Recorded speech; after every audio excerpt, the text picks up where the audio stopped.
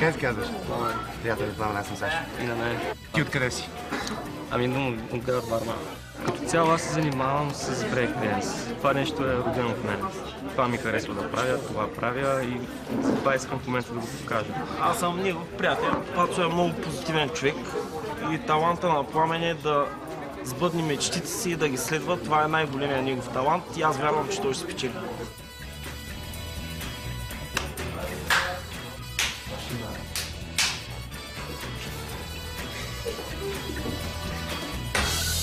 Готов ли си да излезеш? Не. Не? То никога не сме готови, ама трябва да се излезе.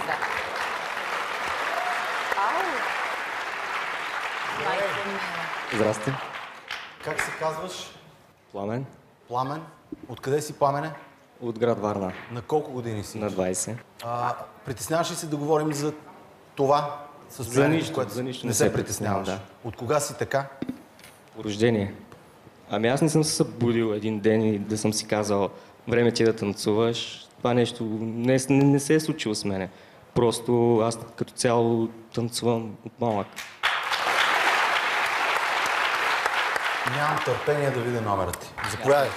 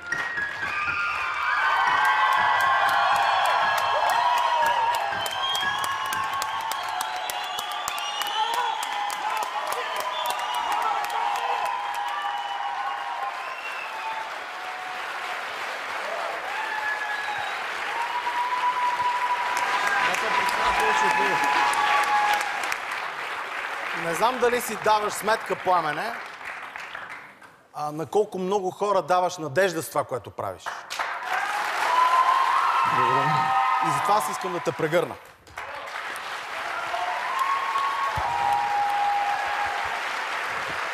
Благодаря. Това е голям човек.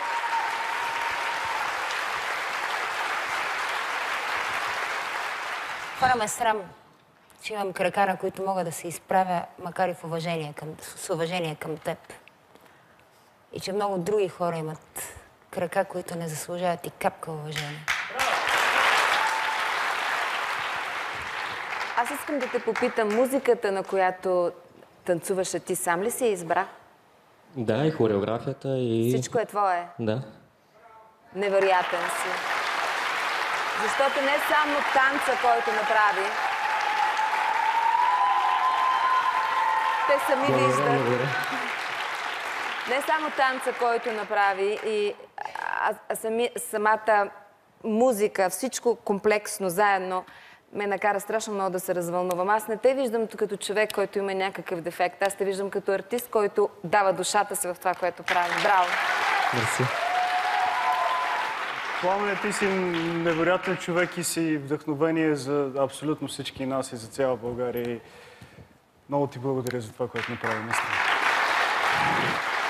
дес. Дали продължава напред Пламен? Аз предлагам да и не, да кажем всички заедно. 3-4. Да! Благодаря.